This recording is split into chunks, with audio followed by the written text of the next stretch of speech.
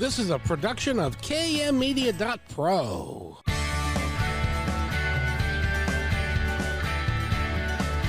Welcome back to Positive Talk Radio. Our goal is simple, to explore evolving ideas one conversation at a time. So come on over into our world. I know you'll like it, because on today's show, we have got an extraordinary author, counselor, a guy that's been working for 40 years in trying to make our world a better place. And we're going to talk to him for the entire hour. And by the way, it's Monday morning. And Benny, at Monday morning, are you still there, sir? I am still here. Yes, it is. Yes, indeed. What happened? Last week it was 80-something in the 70s, and now it's raining in 55. What happened? October finally showed up. Nothing wrong with being late to the party. It's okay.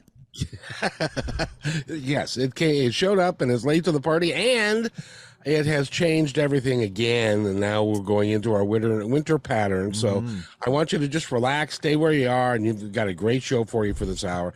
And it's Monday morning. Did you ever feel anxiety on Monday morning? You know, you got to go to work.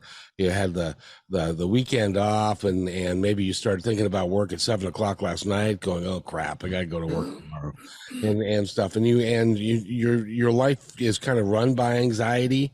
I know yours isn't, Benny, because you actually go to work on Sunday night. Well, it's not Sunday night. Yeah, there's some days like you send a log in ahead of time, which I appreciate, so that I'm kind of like set up when I show up here in the morning. Because I'm here, like 4:30, so it's early for me, but I like to just start getting after it. Yes, indeed. Well, you do a fabulous job. Thank you. I want to thank you for everything that you do. Appreciate that. You're very good. Well, the author that we have for this hour, his name is Faust Ruggiero. Thank you very much. And he is the author of the book that's out is called The Fix Yourself Handbook. But we're going to talk a bunch about a new book that he's got coming out. You can pre-order it now. It's called The Fix Yourself Anxiety Handbook. It's bringing you out of the darkness and into a brilliant new world. Let me tell you a little bit about Faust. He's a published research author, clinical trainer, a therapist who's worked in settings that have included clinics for deaf children, prisons, nursing homes, substance abuse centers, inpatient facilities, major corporations, both nationally and internationally. And he's the president of the Community Psychological Center in Bangor, Pennsylvania. Faust, how are you today, sir? It's great to be back, Kevin, and I'm doing well. Thanks for having me. Well, you're welcome back anytime you like, because you're a smart guy. You know all kinds of stuff about what's going on, and I cannot recall. I'm not very old. Well, okay, yes, I am. I've been around for over 60 years, and I cannot recall a time when in our society that is as anxious about what's going on in our country as it is today. And that bleeds over into all kinds of issues, both personally and professionally, and what's happening in your life. And it can lead, anxiety is an insidious thing, isn't it? It really is, and that's a great word for it, Kevin. I use that often.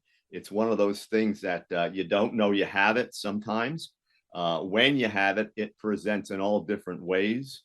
You try things because you think it's affecting your head. It's really hitting your body first. So it seems that no matter what you do, it just seems so difficult to stop. And it continues to grow, and if you don't know you've got it, I suppose it's like anything. If you don't know you've got it, but you're feeling a certain way, you don't know how to fix it because you don't know what the problem is to begin with. And that's just the key. A lot of people will it'll manifest so differently in so many people. In some, it'll come out as fear. Some people will have an idea they're anxious. Other people are angry all the time, and they think, that's just something that's happening in their lives, and they're responding to it. It just shows up in so many different ways that by the time you have it, it's just too difficult to stop it. The key is to learn about it, understand what it is. Then you can formulate a plan so you can begin to deal with it. Now, you've worked in a lot of different settings with working with deaf children, prisons, nursing homes, substance abuse centers. Is there any particular segment that suffers from it more than another, or is it pretty much even throughout? And I get that question a lot. Well, maybe this is what's making it happen. Anytime things get difficult, as we saw in the pandemic, we're going to see rises in anxiety. But anxiety is with us all the time. It crosses all demographics. It doesn't discriminate, and it doesn't take prisoners. You get it, and you got it. And so I always tell people that you watch it from the beginning. If we can get a little better at diagnosing this in our children, we can start treating them young. And that's what people will say. Well, kids don't really, they're resilient. They don't pick up things like anxiety. Yeah, they do. That's where it starts. It's physical. It's often generational. It passes from generation to generation. And we can see it in kids. There are many signs that tell us that they have anxiety. By the time they get into teenage years and into their 20s, this thing is usually full blown. And we see then substance abuse, and we see anger and violence. We see all the kinds of things that are that have a tendency to to present themselves from the anxiety. But it's just that the important thing is to try to get to it early. And I will guarantee you at least 1 out of 3 kids is suffering from anxiety. Do they get that from their parents who have anxiety, from their surroundings, from their playmates? Where do they get? Where does it come from? Well, it's all the above, but as we say, we tend to see anxiety just like depression. We tend to see it have its run in families. One of the things I do when I work with people is I'll do a pretty intense family history. And I'll say, and I always find that if you come in and you say, I've got anxiety, I'm going to see mom and or dad had it, grandparents, uncles, cousins. It's throughout. People are, it's not just my uncle had anxiety and maybe he was on anxiety medications. It's many people, and there's suicides in the family. I'll ask for things like substance abuse because people think they're just going out and having a good time, and what they're doing is they're medicating. And now we have marijuana that's legalized, and people are really, really overusing that particular drug in order to deal with anxiety. Because our society's mentality, Kevin, is where, if I get a headache, I take a pill. If something happens, I take something for it. So the anxiety hits, and I get my pen or my gummy or whatever it is out, and I use the pot, and then 3 hours later, I feel anxiety again, so I do it again. And we're finding people doing it 4 or 5 times a day. Well, that's going to have, in the long run, it's going to have its negative values too. So, you don't treat the symptom. You go in and get the problem, or at least you get the starting point for everything. That's always the body. How does anxiety, for those that are familiar with the term but don't really understand how it presents itself, how does it present itself, and how can you identify it? Yeah, and it's all, they're all different triggers, and it depends on the people. For some people, they'll tell me that it comes on slow and they can feel it starting all day long. For some people, they'll say, I'm sitting and watching TV and all of a sudden I'm in a panic. Other people say my stomach starts to go. I can feel my stomach tightening, and there I go. Other people are monitoring how they speak to others, and the agitation is there. What I always tell people to do is, again, it manifests physically first. It's something that starts physical, goes to the emotions, and then to the brain, into the intellect, where we interpret things. And what we tend to do, since we're thinking about what we feel, is we're thinking it's, anxiety. People with anxiety will say something, they have mental health issues. No, they don't. Anxiety is treated as a mental health condition. It's a physical condition. So now what we do is we say, okay, now I'm thinking about this. I have this anxiety, so I'm going to try to do all these things to try to fix it. It's not going to happen. It's about learning how your body operates, and learning how to deal with getting your body healthy, not doing the things you shouldn't do. I love when people come in and they say, I got all this anxiety, and I say, okay, well, let's look at your diet first. What do you do when you start in the morning? I have my 3 or 4 cups of coffee. I said, well, gee, that's not going to play into an anxious condition, is it? How about the rest of the day? Sugars? Yeah. Do any of those energy drinks? Well, I have one at 2 o'clock. I said, well, by the time you're done, you probably have a couple 100 milligrams of caffeine in your system. You think that might help? Or their schedule is off. They're going to bed 2 in the morning and they're trying to get up for work. When you're tired, you always are more anxious. Your body doesn't have the resources to deal with it. So the schedule's off. And then it's the things they tend to do. Last night here on the East Coast, we were the Phillies were playing San Diego and won the pennant, and the partying started. And congratulations, by the way. Thank you. And we do that. It was football Sunday. Everybody said, I'm going to relax and watch the football games, and they're up screaming and yelling and drinking. And by the end of the day, they're pretty well played out. The next day, they're going to work. And Monday in football season, all the employers tell me is just a difficult day to get people going. And you get more back talk, you get less production, you get arguments among employees, all that kind of stuff. Again, because they've done all the things that bring the anxiety level up. It's learning how to deal with your body and answering the call, not trying. We have this idea that we could do whatever we want to do and it's going to be okay. And no, it's not. It doesn't work. We are subject to physical laws. It doesn't work that way. It was on Sundays during football season. If you're like, I'm a Seahawk fan because I live in Seattle, and there is, during the course of a 3-hour game, there's ups and there's downs, and they score and then you feel badly, and then you score and then you feel good. You're euphoric when they are close to winning, and then if they lose, it affects you for the rest. At least it did me. It does. It does. Everyone will say, I always say to my wife, when the Phillies game come on, I'm kind of in and out, because if I stay there too long, it's fine if you're with a group of people, you can yell it out and scream it out and maybe get it out of you. But if you're, home watching, it's a different story, So when using that example, I'll go in and out, because if the anxiety level goes way high, what do you do with it? Well, let's go get a beer. I mean, that'll help, or 10, or 10, right? So, it's great to watch the game, have a good time, we should. But if it gets to the point, whether it's the game or anything else in your life, your relationships or your work, whatever you do, and it's making you feel that way, and you're not doing something to correct it on that fundamental level, then there are problems. I learned when I was in my 20s that when the Seahawks were playing the Redskins, and Joe Theismann was the quarterback. This is how old I am. And Joe Theismann was the quarterback. He threw a long touchdown pass. So I hit my hand on the carpet. I was lying on the floor, and I broke my hand. Could be worse. You could have thrown something at the TV and broke that, right? Well, the TV is important. Apparently my hand isn't.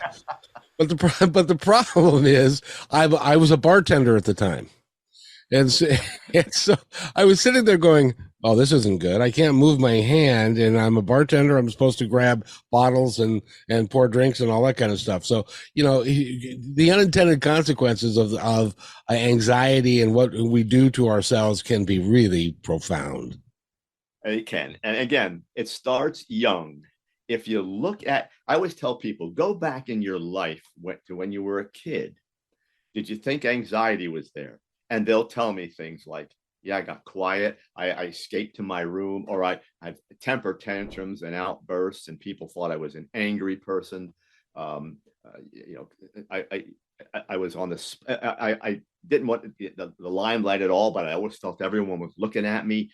I said, those are all the things that we see with childhood anxiety. If we can catch it young, what we do is we teach people then, do these things, don't do those things. When you're young, that sets you up for the rest of your life. By the time you're in your 20s, then, they're coming in my office. And I always say, something I've said the past couple of years, when I started counseling, Kevin, 5%, maybe 10% of the people were on anxiety meds.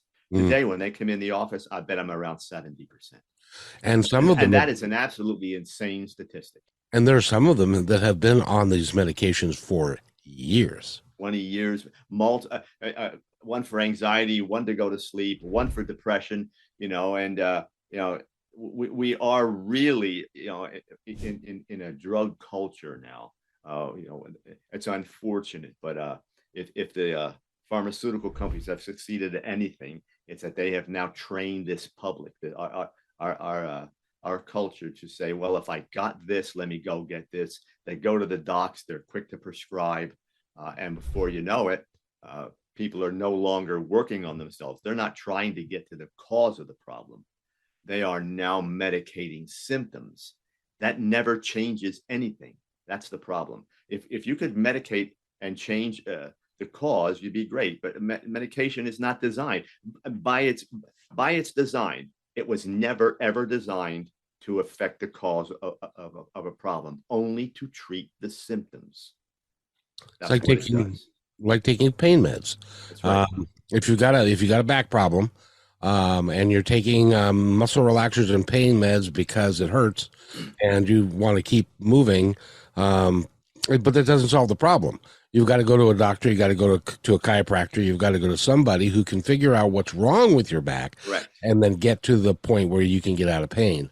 But the muscle relaxers and stuff, that doesn't work long term. Again, it wasn't designed to. When you take an anti-anxiety medication or medication for depression, whatever, you'll notice they'll tell you take it every so often, because that's the pharmaceutical physical laws, if you will. After a certain point, it loses some of its potency, so you put the medication back in. It's called the drug half-life.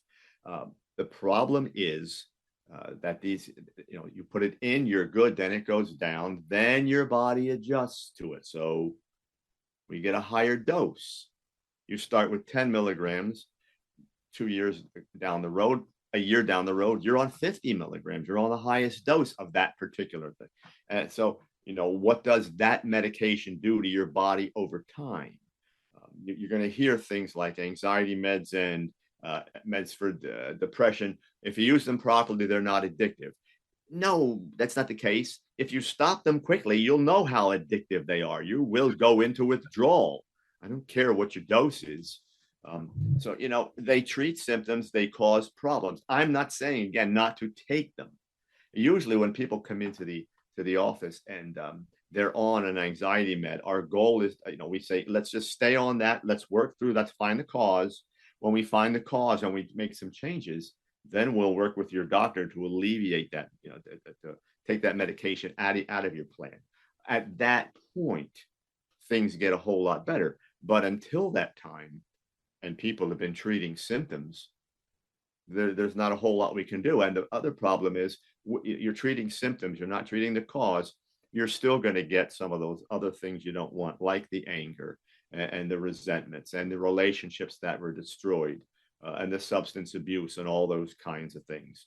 And when you get substance abuse in the picture and you're telling people, well, we're going to put you on the medication, it's unfortunate, but not enough of the docs will say, is there a substance abuse? How much alcohol are you drinking every day before I put you on Xanax or Ativan or something like that? Because it's a double whammy, and that's where suicide often comes from. I'll wash my Xanax down with my bourbon, and it just accelerates the process, and there I go. So it's not only that the medications are there, they're not prescribed the way they should be. They're not monitored. Again, doc puts them on the medication. I'll see you in a month. And with medicine the way it is today, it may take a month just to get in. And if you miss your appointment, you may be 2 weeks or 3 weeks back till you get the next one. So, the whole system is broken. Does this conversation ever happen in a doctor's office? Yes. I have docs I work with and who are good, good at what they do, and they will monitor, and they'll call me and I'll call them. And so, that's the other thing. If you're prescribing medicine and you're a doctor, I really believe you have to have a counselor or someone who is talking to that person to help them through at least once a week. and when the docs do that's where your rate of success goes up. But most of them, they're a little more proprietorial than that, and they say, no, you come in, I'll give you this. Well, I don't really know about sending you anywhere. Everybody's got a liability issue. I don't want to send you there. That doesn't work out. That I'm the guy that sent you there, and the lawyer comes after me, and it's a vicious circle that never stops. So what happens is you'll go to the doctor's appointment and they'll say, how are you feeling? Well, I was feeling better, but now I'm not feeling quite as good. I said, well, maybe we need to up your dose. And so so they up your dose, and then you're feeling better, and then that's a kind of a chronic system that continues to go on, doesn't it? Yeah, it is. And as you're talking, anyone listening should be saying, okay, the person comes into the doc's office, says, doc, it's not working again. The question is why? Let's talk about what you're doing. Let's talk so I get more information. However, now you're a doctor in practice, and you've got 3 times the patients that you can see in a day. So I'm going to give you 5 to 7 minutes, maybe. Or if you're a doctor, and this is really where it gets bad, and you work for a hospital, they will tell you how many people you have to see in a day. And they're often involved with the pharmaceutical companies. So your goal is so that whole thing now has a business approach to it. No one likes to say that. But someone comes to my office and says, well, the medicine, it's not working. And I don't go say, well, call your doctor and let's get let's double it. I'm going to say, let's talk about this first. Now, in the end, we may say, get to the doc, because this medicine, your body's metabolized this, it's not working well. But that's only after I've really looked into it. We've talked now for almost an hour, and at the end, I might say, okay, let's try this. Or I might say, hold on, maybe your body doesn't assimilate medicine very well, doesn't metabolize it properly. So you may not be a candidate for medicine. And we see that where the person comes in and by the time I've been seeing them for a year, the doctor's tried 5 medications. Well, okay, something's wrong here. Right. And that person's really getting beat up on the medication. And as one fails, you're building more failure into that person's life. Up goes the anxiety. It's a vicious circle. It's a vicious circle, but it doesn't have to be. No. Well, I want to sit down with a person and really open up their lives, and let's get to all the features, all the dynamics of your world, your family, your life. Let's talk about it. Almost always there is there is a cause, and there are ways we can fix that, but people aren't taking the time. And now to make matters worse, probably 60-70% of all the counseling is being done online. So now I'm not even looking at you. I don't see your body language. I don't. It's one of those things where we tune in, and there, as you and I are talking, if you and I were doing an in studio interview today, the dynamics would be completely different. Yeah. So we're losing that closeness, that part of the counseling experience that is just that personal part that's so important to getting into things. So now we're complicating the problem. It's financially better for the counselor. It's easier. Nobody leaves their home. Everybody thinks, my God, it's revolutionary. No, it isn't. We've taken a giant step backward in our treatment, in our mental health treatment. It is really easy for me to lie to you when you ask me how much alcohol I'm drinking over Zoom. Because sure it is. You can't see my body language. You can't see the sweat on my brow when I'm lying to you is sitting there and all that kind of stuff. It's a completely different thing. So I can't see the color of your eyes. I can't. Is there any bloodshot there? I can't see is your leg twitching. I can't see a lot of things. I mean, and when I go back into graduate school, we were trained. I mean, there was part of a class where we studied body language and how that is going to be incorporated in the information gathering and treatment process in counseling. They're not. You might as well toss those courses out because you're not going to see it online. Nope. Well, and the other thing that, and well, correct me if I'm wrong, because I have heard that if you in this course to become a physician, that nutrition takes really a back seat to all of it, and maybe you get a quarter. In the 6 years that you're training to be a doc, you might get a quarter of nutrition, rather than, but everything else is chemicals. Is that true? It's the medical approach. It's studying the body and knowing how to diagnose and then being able to prescribe the treatments necessary. Nutrition is a part of it. But what we're finding is that there's considerably more training available in the holistic approaches where we're incorporating meditation and nutrition and breathing exercise, those types of things, as well, and as well as we're using herbal preparations and natural components that the body can assimilate better. The problem with that is we become a culture, again, drug dependent, so that those approaches take a little longer to work and we become quick fix. So we do that and we say, well, that didn't change anything. While it's sort of, the analogy I always use is a diabetic who comes in and says, well, I've got diabetes, but I have insulin. And then when that person wants to eat more of the wrong things, they take more insulin, and I say, well, wait, stop. That's there to fix a problem, not to allow you to go hog wild and do what you want to do on these things.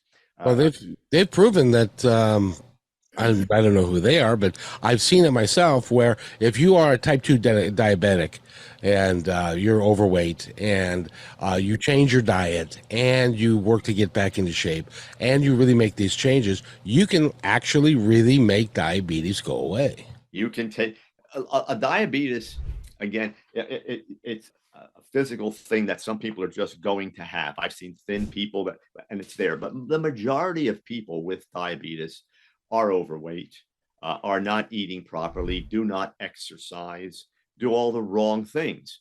Our culture, again, quick fix, not only meaning fix problems, sometimes quick fix means, but I love that cake and I love the soda, and that's a fix for me. And I say to people, well, just don't have it anymore. And they look at me and say, that's not easy. I said, well, you go to the store, you don't buy it in the store, it's not going to be in your house. And they'll say, oh, I'll go out and get it. So that pleasure principle is huge. Unfortunately, it plays into anxiety. We're doing all these quick fix things, and we don't take the time to say, you know what, let me just stop there for a moment and give you a psychological component we call habit formation. Habit formation is habituation, is normalizing. The brain gets used to whatever we do and it tries to accommodate. So it's going to accommodate addiction. It's going to accommodate the feeding the demon, all those things we do to make anxiety worse. It's going to accommodate, and we're going to continue to do it. But the brain will also accommodate if we try to get healthy, and we will be happy. That's what the brain does with habit formation. It makes us happy doing what we want to do. So if we change it around and put exercise and a good sleep schedule and the proper diet and get away from all that junk, our life will be happy. The brain will adjust, and everything will far more pleasure than we have right now. We just don't do that, and we go into the quick fixes, and those quick fixes always lead to anxiety. By the way, we're talking with Faust Ruggiero. If you'd like to go find out more about him and about the books and pre-order the second book, which is going to be published here really pretty quickly, but you can pre-order it now. You can go to faustruggiero.com, and you spell the last name. Spell your last name for you can do it faster than me. I don't have it in front. You don't have it in front of you, but I do. Don't worry. Yeah, I don't want to have anxiety over it. The website is faustruggiero.com, Faust, last name Ruggiero, Ruggiero.com, all one word, lowercase. That's perfect. And we're going to take just a real quick break. And when we come back, we've been talking about, having anxiety. And the next part I want to talk about is let's fix it in a natural way that can be life-changing, life-affirming, and you can actually be, honest to goodness, happy on a Monday morning rather than anxious about everything that's going on in the world and what's going on in your personal life. We'll be right back. You're listening to Positive Talk Radio right here on KKNW 1150 AM. Hey there. I'm excited that you're listening right now, and if you like what we're doing here, You're going to love positivetalkradio.net. On positivetalkradio.net, each show, which is recorded live, is packed with positive information, with real people discussing real issues and positive solutions that can work for everyone. I hope that you'll join us on positivetalkradio.net and listen to all 340 plus shows. I think it's worth your time. But then, that's just me. That's positivetalkradio.net, your home for great progressive, positive podcasts. When you want to say more than words communicate, you can with flowers. Your custom boutique floral studio in Bothell, Washington is anaturaldesign.com, connecting you to nature through the language of flowers. Where your people are is where our flowers are beautiful. Your success is our goal. Now through New Year's Eve, here's your exclusive bonus for being our appreciated listener. Type in promo code Positive Talk Radio at checkout to receive $20 off your order. Our gift to you for being here with us today. anaturaldesign.com. These days, it's difficult to be able to do it all, especially as a small business owner. Marketing your business can be really tough, especially developing a presence on social media, creating commercial content, and media production.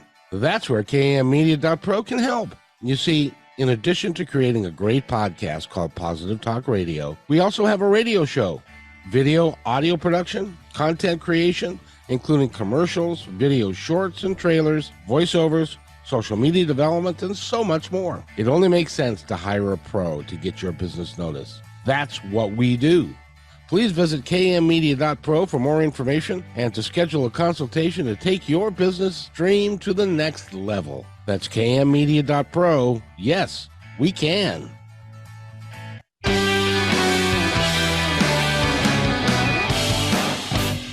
And welcome back to Positive Talk Radio for a Monday morning. I'm so glad that you're here. We've got a great show for you today.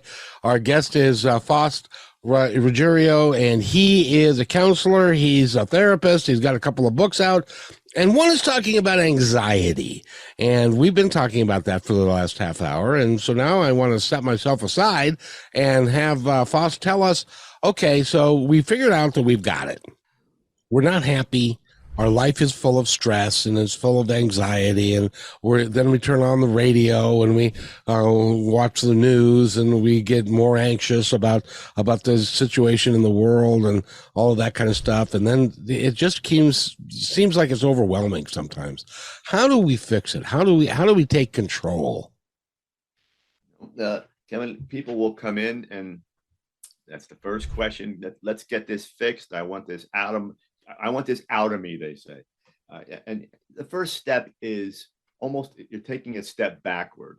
And by that, what I mean is we're going to go back and get that social history, that in-depth life history of yours first. That's it. The first thing we're going to do. I'll get all the information I need. The next step is just what we kind of concluded with in the last segment, which is we're going to start purging. And what I mean by that is we're going to remove elements from your life that don't work. Those could be the way you're eating. They could be what's going in your body that's causing anxiety. They could be toxic people in your life. There's all the components that go into it that feed that demon. We're going to define what all of those are. When we do that, we're going to either adjust them or we're going to remove them. It gets most difficult when we're talking about family, obviously. But that doesn't mean that to remove family members. It just means you have to learn how to set and defend boundaries. But we're going to do all of that first. Because if I try to move you ahead and say, okay, fine, let's do all these things while you're still experiencing and or doing all those other things, we're just going to have these things cancel each other out. So we're going to remove some things first. We're going to determine if short-term medicine would be necessary. By short-term, I mean you might deal with that for 2 or 3 months just to get you over the hump. But I'm not looking for long-term if we don't have to. We're going to get family members in if we need to. If we have some things that we need to change and family members are interested enough to do so, let's make that part of it. And then we're going to start really putting the plan together. I will guarantee you it's going to go physical first. I get it. We're going to get in there and determine how this thing manifests, what triggers it, how it runs through your body, to your emotions, to your brain, where you're trying to interpret it. So I'm going to give you a really in-depth education about two things, what anxiety is in general, but more specifically, what your anxiety is all about. Anxiety is essentially a physical thing that hits the nervous system and just tears our lives up, but we all experience it just a bit differently, which is why you'll hear people say, well, no one understands me. Even people that have anxiety, they don't understand what I'm going through.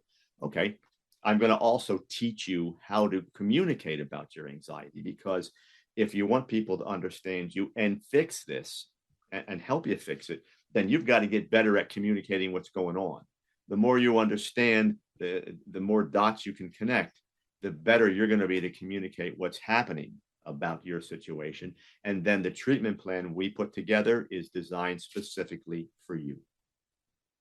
That sounds like a really good program, and it also doesn't it make the people that you're working with that are sitting there in front of you, doesn't it make them feel like they're being heard, that you're actually working with them to attain something positive, rather than the doctor comes in, how you feeling? Okay, well, we'll up the prescription and see it next month. It's like, but so you actually give them the opportunity to be heard so that they can fix themselves and the problems that they have. Kevin, anxiety causes people to feel alone, isolated, misunderstood, and kind of cast aside. That happens because we don't validate. Our children, it starts when we are young. Yep. This isn't, just adults. By the time someone's in their teenage years, approaching 20, they have now defined themselves as a weaker person with anxiety who no one understands, no one's willing to listen to, and no one's going to help. So they're out kind of fresh out of hope already. We start when the kids are young. We start by the first step is validating them. We see differences in behavior. They're aggressive. They're isolating. They're argumentative. They don't seem to be focusing well. There are all these little things that tell you they're off the baseline. This kid that I know is somehow different. That's the point where we say, let's talk. The child may not know how to express themselves. They probably don't. Adults don't know how to do this. Children don't have that language built up yet. So we're going to just talk to them. We're going to tell them what we see, that we're here. That, maybe things aren't as good as you'd like to be, and we're here to help you. We start with the validation process. We get them to talk. We get them to talk in a safe place where they trust the person who's looking at them and wanting to talk to them. We are affectionate. We are people who are interested in what they have to say. And even if we don't agree, we don't quite say that yet, because we don't know enough about how they're feeling to disagree. Mm-hmm. So we have to really help them define that. When we do those things, kids respond. When parents come in and my child has anxiety and she's 9 years old, and they say, how are we going to deal with this? And I say, well, all I want you to do is, mom or dad, is sit down there and sit here and watch me. Now I start talking to the kid, and invariably the child begins to open up. And the question almost every parent says is, why didn't you tell me that? It says, you didn't ask me. Okay. And you look at that and say, was it that simple? I said, I didn't try to go to the problem. You can't go there. Mom and dad, you're not going to fix it. All you want to do is make sure the child says, it's safe to talk to these people. I'm not going to get judged. They're not going to try to throw some solution, some quick fix thing, at me. They're interested. And how do they know that? You don't want to leave, and you don't want to get it done quickly, and you don't put them in a position to say, come on now that's not that bad. You don't say those things to a child. But that's why when you're talking to the child and the parent suddenly is saying, "Well, why didn't you tell me that?" It's because of the reaction that they were going to get from the parent that Correct. they didn't want to have. Correct. And by the time the child wants to present that, they have a communication dynamic with their parent, and they know before they bring it out, they have an idea what's going to be said. You know, dads have a tendency to be a little more abrupt. Yeah, come on, you're stronger now. You can get over that. Come on, tough it out here. It's going to get better. Moms will say things like, well, I know, but it'll get better. Let's just do something. And maybe they even do something to try and help, but it's interpreted as the child being blown off, so to speak. So all you want to do, the first thing, and this is what we do in therapy. If you came to me and you say, these are all my problems, I'm not going to say, here's the things I want to do to fix them. I'm going to make sure you feel comfortable talking. I want to know that when you're leaving the session, you want to come back, that anytime you have something going on, you're willing to come to me. And, you know, it's interesting as a therapist, Kevin, most therapists, you see them once a week and whatever, they all have my number. They call. It could be 2 a.m. It could be, you know, late at night. I could be on vacation. The commitment is there all the time. I don't have set office hours outside of that hour you and I speak. They know that it's safe and they can call anytime. And I ask parents, do your children know that? Yeah. Do they have to figure out when it's okay? You've worked, you know, and you're tired and you're sitting down and watching TV, and, you know, so the child comes to you and says, Mom, Dad, I have to talk about something. No, not right now. Wait till the commercial comes on. Oh, and people do this. Of course, yes, they do. You know? I've done that. Okay, you're a child. You've got this thing now. What's happened is you're the child. You mustered up all the courage to go out there and say, Mom, Dad, something's wrong. I need you. And they said, not now. Let's just, you know, and then when that commercial's on or the show is over, the parent may or may not even remember that the child came over. Right. You're the kid. You were just told, look, you're not important enough for me to stop what I'm doing. You're not going back. As adults, we have to kind of get to the point where we're willing to put ourselves on the line anytime. And we really have to learn how to enjoy being with our kids. Parents have gotten into the adult self-care and all the things they believe are their rights and they're entitled to, and things they have to protect. The only thing we have to protect is our children. You know, and the thing is that we tend to forget that our mom and dad, when they had us, were in the early mid-20s, maybe, and maybe at the latest 30. And so they weren't very old themselves, didn't have a lot of life experience, so they were depending upon previous things. And can I tell you a story real quick that Sure, absolutely, that I was thinking about? When I was growing up, my mother, whenever we did something that was really good, she wouldn't want us to get a big head by saying, "Oh, that's really good. You did a great job." She would say, "That's really good. You did a great job, but you could have done this better. You could have done that better," and so forth. So it defeated the purpose of even giving you the compliment, because then it was followed up by a but. And so fast forward, I'm 17 years old. I'm on the football or the baseball team, and I'm playing right field. And there's a guy on second base, and there's a high fly ball hit to right field where I was, and it was way back, but I had a real strong arm, and so I caught the ball and threw it to third base, and we tagged the guy out, and we all ran into the dugout. And rather than, when the coach came by and he said, "That was a great throw, good job," rather than me saying thank you, I said, "I'm sorry I didn't hit the cutoff man." Because when you're out that far out, and so I was taught not to believe in the good things that I could do that were good and by themselves. I had to add in, well, I must not be that good because of X or there's. Does that happen to a lot of folks? First of all, am I right in that? Was that the consequence of what I was told when I was a kid? Yeah, yes, it was. You know, and we do that to kids all the time. I have parents do it in the office where I'll stop them. I say, did you hear what you just said?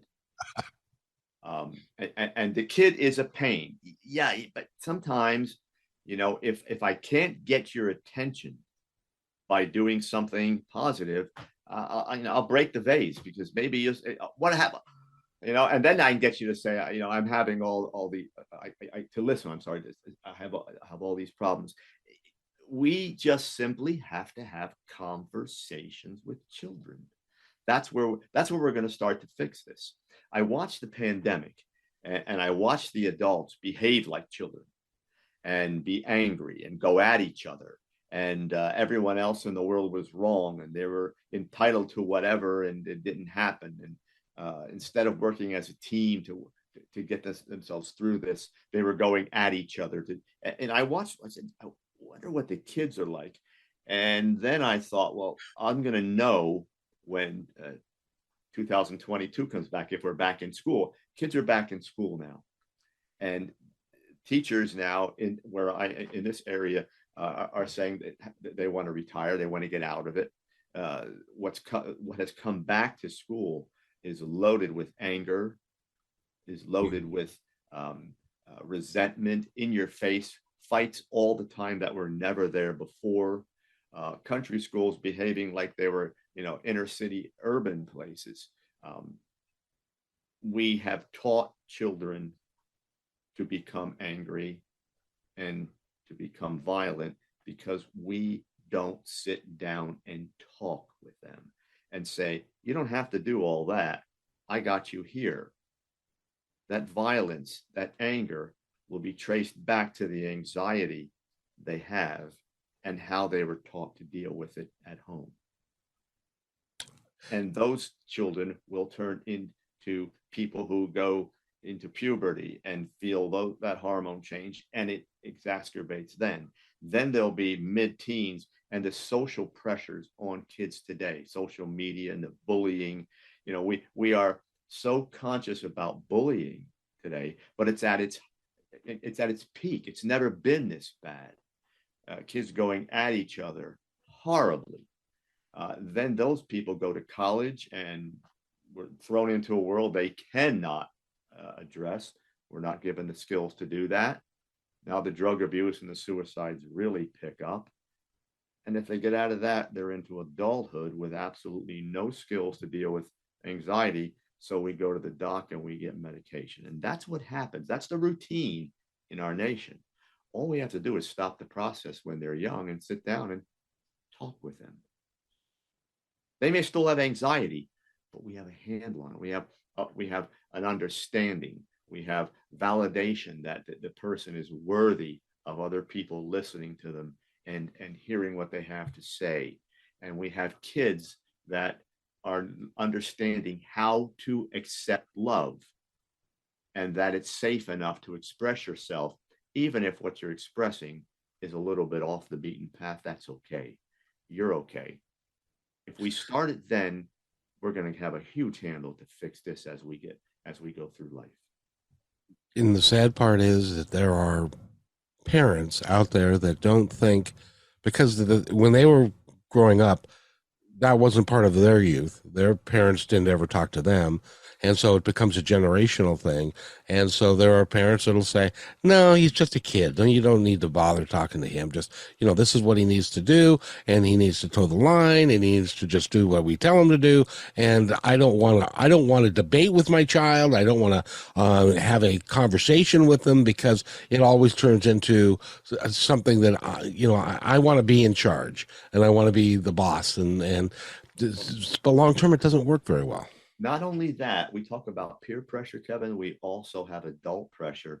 I don't want anyone to think my kid can't. My kid's supposed to excel. I don't want to admit that he or she could have problems. You know what? That's okay. Whether your child has problems or whether your child is excelling or anything in between, that person, and that is a person, is your child. Love them. Don't worry about what they're doing or not doing. Don't worry about whether they excel or they're getting trophies or whatever it may be. Just let them know that when you come into my space, I am thrilled that you are here. Everything will take off from that point. It's a wonderful message. I hope people will listen to it. Do people that come to your practice, the parents, do you get any pushback? No, I really don't. They're desperate for solutions. And when they see that happening in the counseling session, then they say, okay, there is hope. Then they start asking questions. Well, what should I do? And then I give them that type of advice. Start there. You don't have to solve the problem. They're not asking you to solve the problem. They're just asking you to love them. That's all. You know, it's interesting that you say that, because I know that one of the places you've worked is substance abuse centers, and you've worked with people that are suffering from substance abuse.